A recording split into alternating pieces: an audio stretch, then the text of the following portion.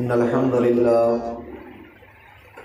नहमदुहु व नस्तईनुहु व नस्तगफिरुह व नऊज़ु बिल्लाहि मिन शुरूरि अनफुसिना व मिन सय्यिआति अमालिना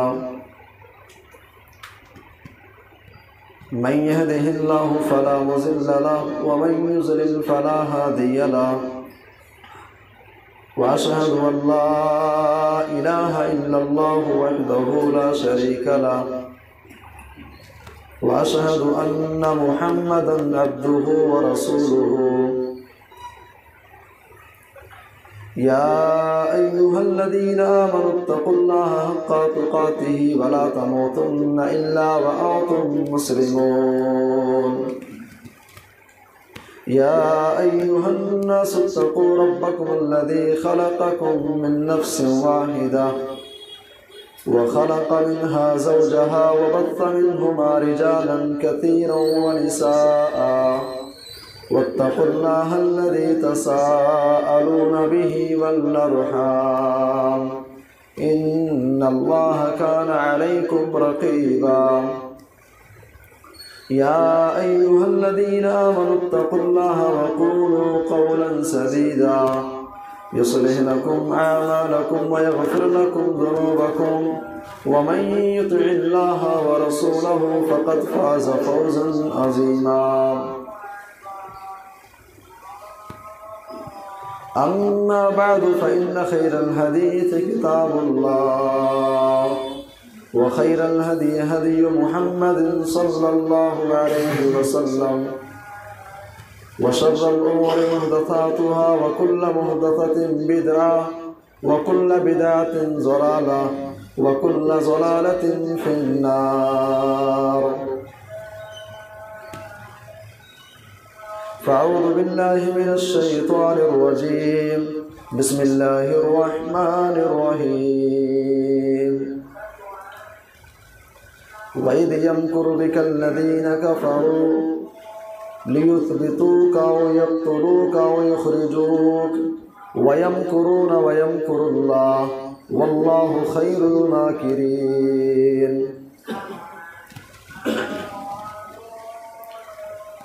कभी ए नौजवान मुस्लिम तदब्बुर भी किया तूने, वो क्या गर्दू था तू जिसका है एक टूटा हुआ तारा,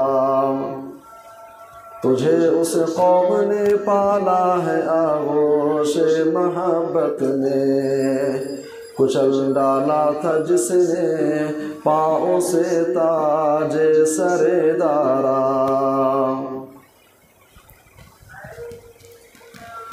मुअज़्ज़ज़ हाज़िरीन जुमा, दीनी और इस्लामी भाइयों, नौजवान साथियों, आज 19 तारीख़ है।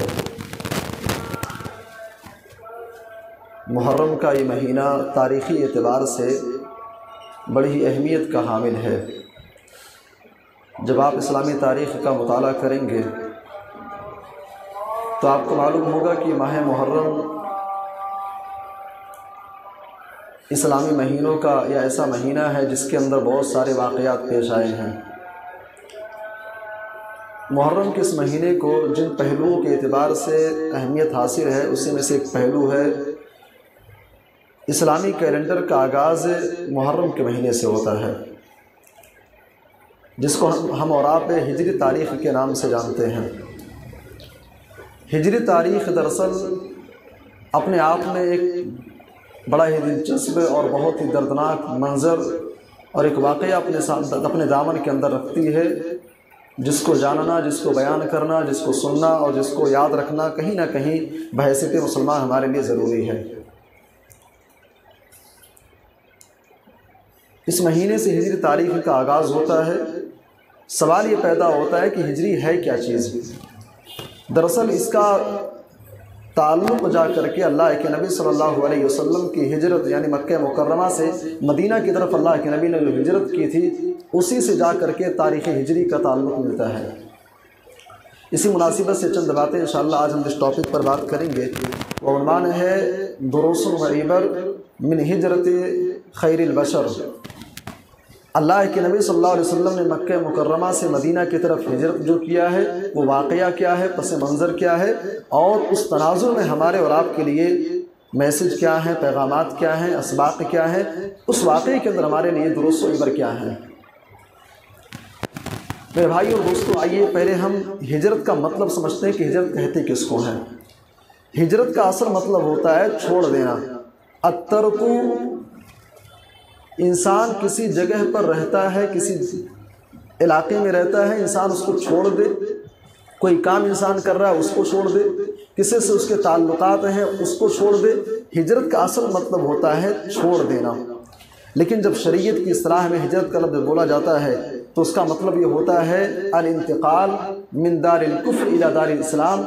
आप ऐसे इलाके के अंदर रहते हैं जहाँ पर दीन के ऊपर अमल करना, शरीयत पर अमल करना आपके लिए दुश्वार है। इंसान उस इलाके को छोड़ करके ऐसे इलाके में चला जाए जहाँ पर खुले तौर पर दीन और शरीयत पर, अल्लाह के उसूलों पर अमल करना उसके लिए आसान हो जाए। इसी को हिजरत कहते हैं, इसी का नाम हिजरत है। सामईन किराम, अल्लाह के नबी सल्लल्लाहु अलैहि वसल्लम नबी बनाए जाने के बाद मक्का मुकर्रमा के अंदर आपने 13 साल रह करके अल्लाह की तरफ लोगों को बुलाया। 13 साल की जो मक्की ज़िंदगी है उस दौरान अल्लाह के नबी सल्लल्लाहु अलैहि वसल्लम को और आपके सहाबा को जिन मुश्किल राहों से गुजरना पड़ा, अगर एक एक वाक़े को आप पढ़ेंगे, वल्लाह बता रहा हूँ कि आंखों से आंसू जारी हो जाएंगे आपके। इतने मुश्किल हालात से सहाबे किराम ने मक्का की ज़िंदगी गुजारी है कि बिला आखिर अपने घर को छोड़ने पर मजबूर हो गए। इतना सताया गया, कभी बिलाल हबशी को सताया जा रहा है, कभी आले यासिर को सताया जा रहा है। इतना उनको सताया गया, इतने मजारिम ढाए गए कि सहाबा मक्का को छोड़ करके अल्लाह के नबी के मशवरे से हबशा की तरफ हिजरत करते हैं। और सिर्फ सहाबा तक मामला नहीं था, बल्कि ख़ुद इमाम कायनात जनाब मोहम्मद रसूलुल्लाह सल्लल्लाहु अलैहि वसल्लम के ऊपर भी ऐसे हालात पेश आए कि अल्लाह के नबी को भी मक्का छोड़ने पर मजबूर किया गया। जहाँ पर आपकी पैदाइश हुई, जहाँ पर आपका ख़ानदान था, जहाँ पे आपका घराना था, जहाँ पे अल्लाह का घर था, उसको छोड़ करके आपको मदीना जाने पर मजबूर किया गया। तारीख़ी एतबार से वो पस मंज़र क्या है? अल्लाह के नबी सल्लल्लाहु अलैहि वसल्लम मक्का मुकर्रमा के अंदर मौजूद हैं। कुफ़ारे मक्का ने जब ये देखा कि मुसलमान यहाँ से छोड़ करके दूसरे इलाके में जा रहे हैं, कुफ़ारे मक्का ने एक हंगामी मीटिंग दारुल नदवा के अंदर, जो उनका पार्लियामेंट था, उसके अंदर उन्होंने एक मीटिंग रखी और कबीले के जो मुअज़्ज़ज़ तरीन लोग थे उनको वहाँ पर इकट्ठा किया गया कि हमें और आपको मुसलमानों के तई, इस्लाम के तई एक हंगामी मीटिंग करनी है। पार्लियामेंट के अंदर लोग इकट्ठा होते हैं और उस पार्लियामेंट के अंदर इबलीस भी एक नजदी बूढ़े इंसान की शक्ल में वहाँ पर हाजिर होता है। मालूम होता है कि इंसान, शैतान जो है वो इंसान का शक्ल इख्तियार कर सकता है। भाई, शैतान इबलीस इंसान का रूप इख्तियार कर सकता है। इबलीस इंसानी शक्ल में उस कमेटी के अंदर आता है। जब मक्का वालों ने देखा कि एक नया चेहरा हमारे सामने है, वो लोगों ने पूछा कौन हो भाई तुम? उसने कहा कि मैं नजद का रहने वाला हूँ, तुम्हारे मामले के अंदर मैं इंशाअल्लाह बेहतरीन मशवरा तुमको दूंगा। बहरहाल मीटिंग बैठती है, गुफ्तगू चालू होती है।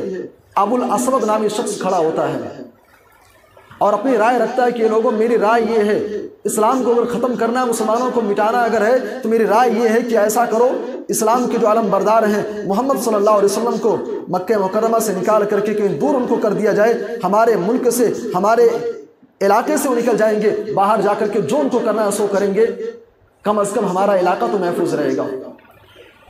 इबलीस खड़ा होता है, कहता है नहीं, ये राय अच्छी नहीं है, ये राय अच्छी नहीं है।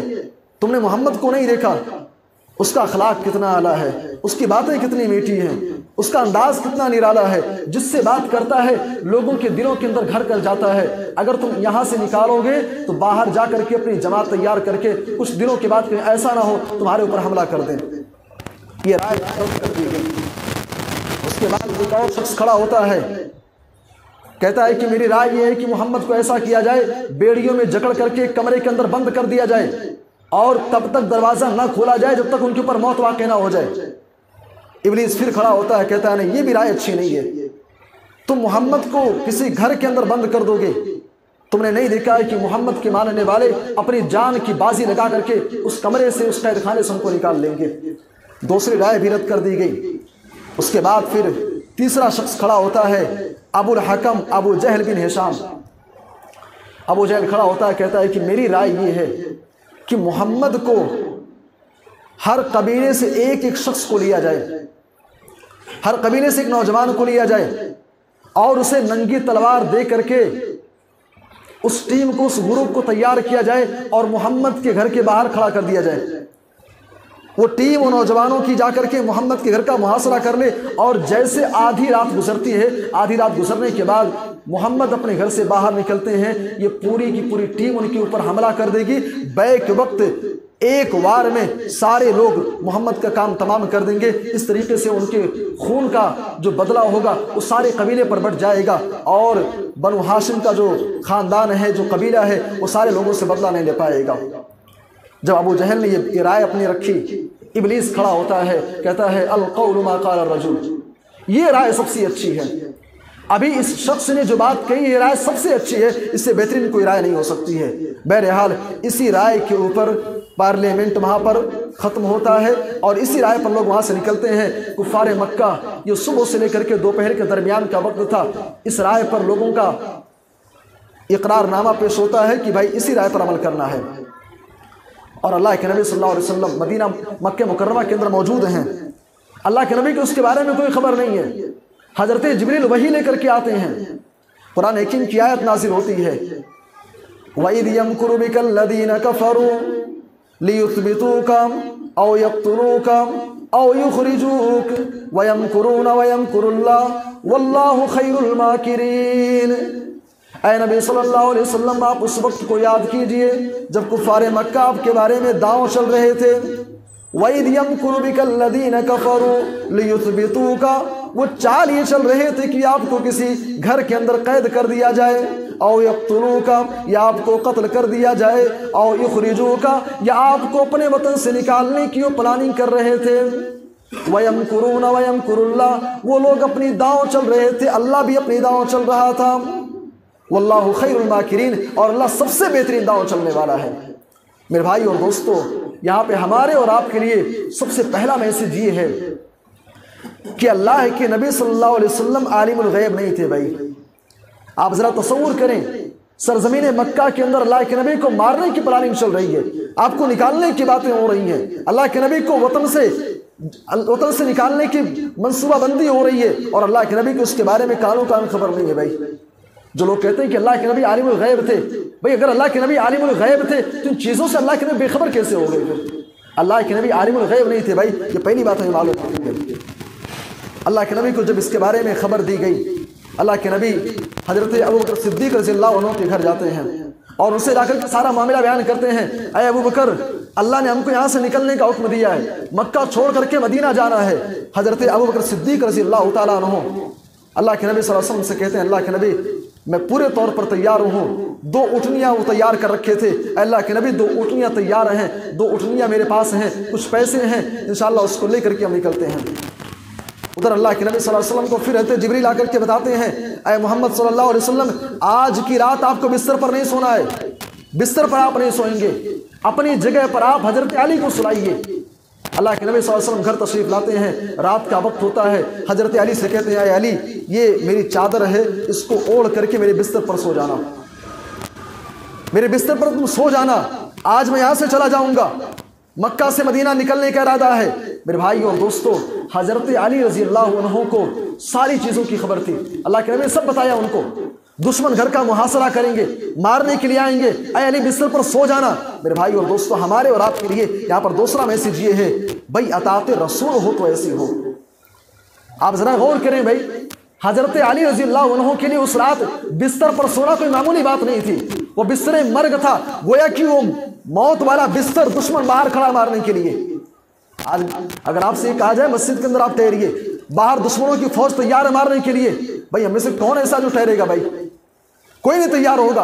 हज़रत अली रज़ियल्लाहु अन्हु की जज्बे अतात को देखिए। अल्लाह के नबी ने कहा, अली सो जाओ। हज़रत अली रज़ियल्लाहु अन्हु ने कोई चूचरा नहीं किया। और यही अंदाज और यही तरीका हमारा भी होना चाहिए। जब मोहम्मद रसूलुल्लाह की बात हो, जब अल्लाह के नबी के फरमान की बात हो, जब हदीस रसूल हमारे सामने बयान किया जाए, तो हमारा तरीका यही होना चाहिए कि नबी ने जो कहा है तो हम उसको कबूल करना, उसको मानना है। हज़रत अली रज़ियल्लाहु ताला अन्हु बिस्तर पर लेटते हैं। अल्लाह के नबी ने एक बात और कही, कहा, अली, मेरे पास मक्का के लोगों की अमानतें रखी हुई हैं, कुछ लोगों की अमानतें रखी हैं, जब मैं यहाँ से चला जाऊँगा वो अमानतें उनके हवाले कर देना। मेरे भाई और दोस्तों, यहाँ हमारे लिए तीसरा मैसेज ये है, ऐ मुसलमानों कूनू अमीनन, अमानतदार बनो, अमानतदारी को इख्तियार करो।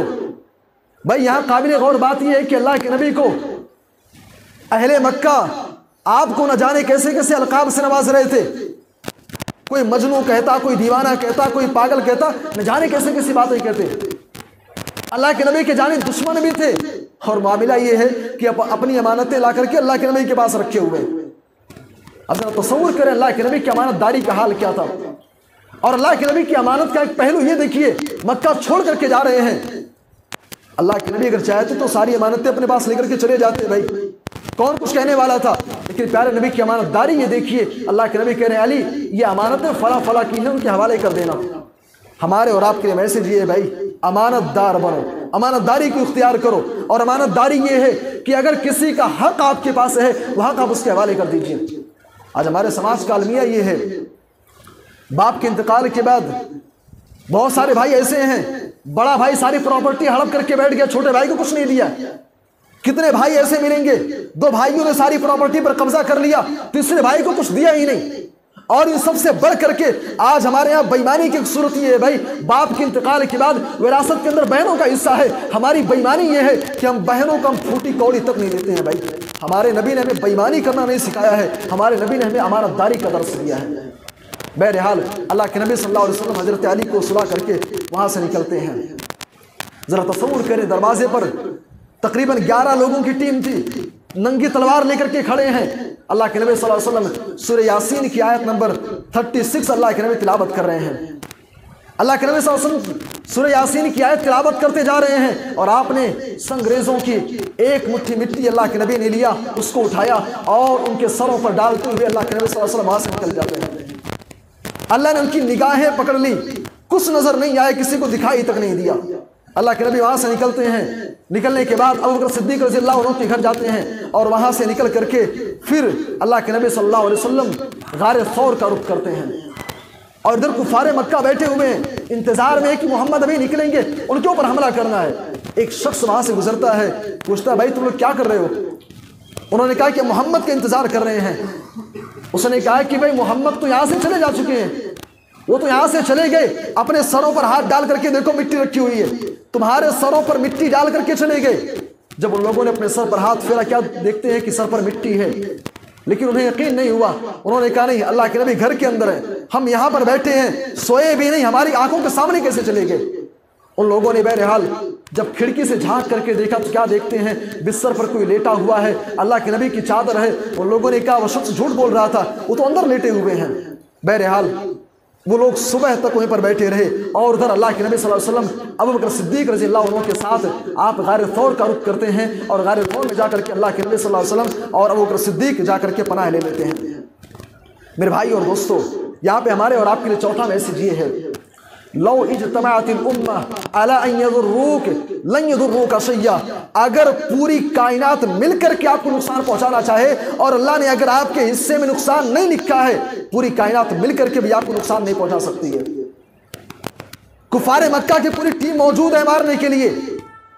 ऐसा भी नहीं कि सो गए थे, सारे के सारे बेदार थे, लेकिन अल्लाह तबारक व तआला ने अगर आपके हिस्से में नुकसान नहीं लिखा है, परेशानी नहीं लिखी है, पूरी कायनात मिलकर के भी आपको तबाह करना चाहे, आपको नुकसान पहुंचाना चाहे, नुकसान नहीं पहुंचा सकती है। अल्लाह के नबी सल्लल्लाहु अलैहि वसल्लम वहाँ से निकलते गारे थौर में पहुँच गए हैं। गारे थौर में अल्लाह के नबी पहुँचते हैं। हमारे और आपके लिए यहाँ पर एक मैसेज ये भी है कि आप अल्लाह पर भरोसे के साथ साथ एहतियाती तदाबीर भी आप इख्तियार करें। एहतियाती तदाबीर भी इख्तियार करनी चाहिए। भाई अल्लाह की ज़ात पर भरोसा होना चाहिए, लेकिन उसके साथ साथ हमारा और आपका तरीका यह होना चाहिए कि हम एहतियाती तदाबीर भी इख्तियार करें। क्या अल्लाह के नबी सल्लल्लाहु अलैहि वसल्लम को अल्लाह पर भरोसा नहीं था? भरोसा था भाई, लेकिन साथ ही साथ अल्लाह के नबी ने गारे थौर में जाकर के आपने पनाह लिया और 3 दिन वहाँ पर ठहरे रहे। ये एहतियाती तदाबीर इख्तियार करके अल्लाह के नबी ने हमको मैसेज पैगाम दिया, अगर आपको कोई परेशानी लायक होती है, आप बीमार होते हैं, आप अल्लाह से दुआएं भी कीजिए, अल्लाह की ज़ात पर भरोसा भी रखिए, तकदीर पर ईमान भी रखिए और साथ ही साथ दुआ, दवा और इलाज भी आप करवाते रहिए। बहरहाल अल्लाह के नबी सल्लल्लाहु अलैहि वसल्लम गारे थौर के अंदर पनाह ले लिए। 3 दिन इधर कुफार मक्का सुबह होती है, जब उन्होंने हज़रत अली रज़ी अल्लाह अन्हु को देखा, उनकी आंखें फटी की फटी रह गई। उन्होंने पूरे मक्का के अंदर ऐलान कर दिया गया कि मक्का से मदीना की तरफ जाने वाला, मक्का से निकलने के जितने रास्ते हैं सारे रास्ते बंद कर दिए जाएं। हर रास्ते पर लोगों को बैठा दिया गया, तलाश किया जाए मोहम्मद और अबू बकर कहाँ चले गए। 100 ऊँटों का इनाम भी रखा गया। लोग तलाश करने लगे, लेकिन किसी की भी नज़र अल्लाह के नबी सल्लल्लाहु अलैहि वसल्लम के ऊपर और अबू बकर सिद्दीक रज़ी अल्लाह अन्हु के ऊपर नहीं पड़ी। 3 दिन अल्लाह के नबी और अबू बकर सिद्दीक रज़ी अल्लाह अन्हु गारे सौर के अंदर ठहरे रहे। गारे सौर के अंदर जब ठहरे थे, उस टाइम पर एक मरहला ऐसा भी आता है, मुशरिकीन मक्का तलाश करते करते उस गार के पास पहुंचते हैं। सही बुखारी की रिवायत अपने सामने आप रखिए। अन अबी बकर रज़ियल्लाहु अन्हु क़ाल कुन्तु मअन नबी सल्लल्लाहु अलैहि वसल्लम फरफ़अतु रासी फ़इज़ा अना बिअक़दामिल क़ौम। अबू बकर सिद्दीक रज़ियल्लाहु अन्हु कहते हैं, मैं अल्लाह के नबी सल्लल्लाहु अलैहि वसल्लम के साथ गारे तौर के अंदर मौजूद था। फरफ़अतु रासी, मैंने अपने सर को जब ऊपर उठाया, फ़अना बिअक़दामिल क़ौम, मैं क्या देख रहा हूँ कि मेरे ऊपर कुफ़ारे मक्का खड़े हैं। फ़अना बिअक़दामिल क़ौम, मेरे ऊपर कुफ़ारे मक्का में से एक शख्स खड़ा हुआ है जो तलाश करने के लिए निकला है। अबू बकर सिद्दीक रज़ियल्लाहु अन्हु कहते हैं, मैंने कहा अल्लाह के नबी सल्लल्लाहु अलैहि वसल्लम लौ अन्ना बाज़हुम, अय अल्लाह के नबी अगर इनमें से किसी एक शख्स ने तअता बसरहु रआनी, अगर उसने अपनी निगाह को नीचे झुकाया, रआनी, अय अल्लाह के नबी वो मुझे देख लेगा। अल्लाह के नबी ने फरमाया कि अबू बकर उसकुत, खामोश हो जाओ। आए अबू बकर तुम चुप हो जाओ, खामोश हो जाओ। इस्नान अल्लाहु सालिसुहुमा, हम 2 लोग हैं और हमारा तीसरा अल्लाह है। आए अबू बकर खामोश हो जाओ, घबराने की बात नहीं है। इस्नान, हम 2 लोग हैं, अल्लाहु सालिसुहुमा, हमारा तीसरा जो है वो अल्लाह है। डरने की बात नहीं है। ला तहज़न इन्नल्लाह माना, आए अबू बकर घबराना नहीं, अल्लाह हमारे साथ है, कुछ होने वाला नहीं है। मेरे भाई और दोस्तों, अल्लाह की ज़ात पर इस अंदाज में भरोसा होना चाहिए। बहरहाल 3 दिन गुजरने के बाद अल्लाह के नबी सल्लल्लाहु अलैहि वसल्लम वहाँ से निकलते हैं, और जब वहाँ से निकलते हैं तो अबू बकर सिद्दीक रज़ियल्लाहु अन्हु हैं, अल्लाह के नबी सल्लल्लाहु अलैहि वसल्लम हैं, और साथ में आमिर बिन फुहैरा जो कि अबू बकर सिद्दीक रज़ियल्लाहु अन्हु के गुलाम थे, वो भी साथ में होते हैं। और कुफ़ारे मक्का में से एक शख्स अब्दुल्ला बिन उरैक़ित भी साथ में मौजूद है, जो कि रास्ते की रहनुमाई करने के लिए अल्लाह के नबी के साथ था। ये 4 लोगों का काफिला, 4 लोग वहाँ से निकलते हैं, और अल्लाह के नबी सल्लल्लाहु अलैहि वसल्लम वहाँ से निकलते हुए अल्लाह के नबी ने मदीना मुनव्वरा का आपने रुख किया। अल्लाह के नबी सल्लल्लाहु अलैहि वसल्लम मदीना मुनव्वरा की तरफ रवाना होते हैं। एक लंबा सफ़र तय करने के बाद अल्लाह के नबी सल्लल्लाहु अलैहि वसल्लम क़बा नामी मकाम पर पहुँचते हैं, और इस पूरे सफ़र के अंदर, इस पूरे दौरानिया के अंदर अल्लाह के नबी सल्लल्लाहु अलैहि वसल्लम के साथ बहुत सारे वाक़यात पेश आए हैं। उन्हीं में से एक मशहूर वाक़या है सुराका बिन मालिक का। सुराका बिन मालिक का वाक़या भी इसी में पेश आया, जिसने अल्लाह के नबी को तलाश करने के लिए 100 ऊँटों की लालच में अब सुराका बिन मालिक अपने इलाके से निकलता है। तलाश करते करते अल्लाह के नबी से करीब भी पहुंचता है, लेकिन आप पढ़िए तारीखी रिवायतें, आप तारीख का मुताला करें।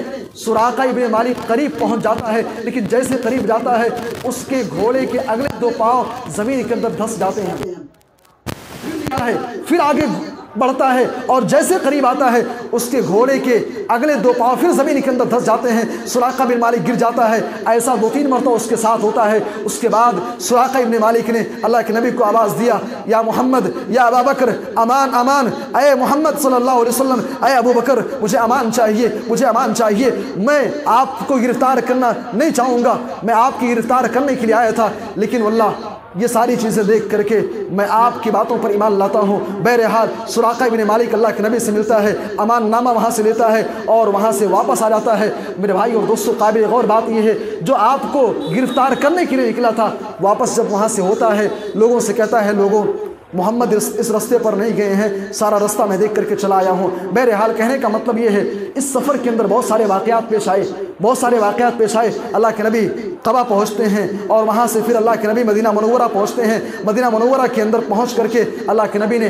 अबू अय्यूब अंसारी रज़ियल्लाहु अन्हु के मकान पर आपने वहाँ पर सुकूनत इख्तियार की, और उसके बाद फिर अल्लाह के नबी ने क़बा नामी जगह पर आपने एक मस्जिद की तामीर करवाई और उससे पहले उसके बाद फिर आपने मदीना मुनव्वरा के अंदर मस्जिद नबवी की आपने तामीर करवाई। मेरे भाई और दोस्तों, कहने का मतलब ये है, ये अल्लाह के नबी सल्लल्लाहु अलैहि वसल्लम के हिजरत का जो सफ़र है, ये शॉर्ट में मैंने आपके सामने रखा है।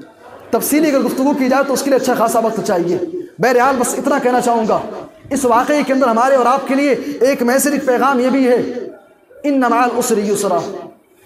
अगर आज आपकी ज़िंदगी के अंदर तंगी है, परेशानी के अय्याम है, मुसीबत के अय्याम है, तो याद रखिए ऐसे भी अय्याम आने वाले हैं। याद रखिए ऐसे भी औकात आने वाले हैं जिनके अंदर अल्लाह तबारक व तआला आपको खुशी नसीब करेगा। हर तंगी के साथ आसानी है। प्यारे नबी सल्लल्लाहु अलैहि वसल्लम और आपके सहाबा 13 साल तक मक्के मुकर्रमा के अंदर जुल्म सहते रहे, मजालिम बर्दाश्त करते रहे, तकलीफें उन्होंने झेली, लेकिन उसके बाद अल्लाह तबारक व तआला ने अल्लाह के नबी को और आपके सहाबा को मदीना मुनव्वरा के अंदर खुले तौर पर वहाँ पर आज़ादी अल्लाह ने अता किया, चैन और सुकून की ज़िंदगी अता की। इस वाक़े के अंदर हमारे और आपके लिए एक नसीहत, एक पैगाम ये भी है, एक मैसेज ये भी है भाई, कि आप दीन और ईमान की हिफाजत यह आपका सबसे पहला मकसद होना चाहिए। भाई अल्लाह के नबी ने मक्का क्यों छोड़ा था, सहाबा ने मक्का क्यों छोड़ा था, उसका बुनियादी मकसद, बुनियादी वजह यही थी कि उन्होंने ला इलाहा इल्लल्लाह कहा था, तौहीद का उन लोगों ने एतराफ़ किया था। तौहीद की हिफाजत के लिए, ईमान की हिफाजत के लिए सहाबा किराम ने मक्का को छोड़ करके मदीना का रुख किया था। लेकिन अफसोस का मामला ये है, आज हमारे नबी ने जिस दीन की हिफाजत के लिए, जिस ईमान की हिफाजत के लिए मक्का छोड़ करके अल्लाह के नबी ने मदीना का सफ़र किया था, आज उसी नबी का मानने वाला ये मुसलमान, उसी नबी की पैरवी करने वाला ये मुसलमान, उसी नबी से मोहब्बत का दावेदार ये मुसलमान उसी दीन की हिफाजत के लिए घर को छोड़ करके मस्जिद तक आने को तैयार नहीं है। मेरे भाई और दोस्तों, ये चंद बातें थी दुरूसन व इबर मिन हिजरत खैरुल बशर के ताल्लुक़ से। इन्हीं चंद कलमात पर इक्तफ़ा करते हुए आइए अल्लाह तबारक व तआला से दुआ करते हैं कि अल्लाह इस वाक़े के अंदर हमारे और आपके लिए जो भी असबाब हैं उनको तो हमें अपनी अमली ज़िंदगी के अंदर अप्लाई करने की तौफ़ीक़ अता फ़रमा। ऐ अल्लाह, जब तक ज़िंदा रख इस्लाम पर ख़ात्मा हो तो ईमान बिल खैर करो।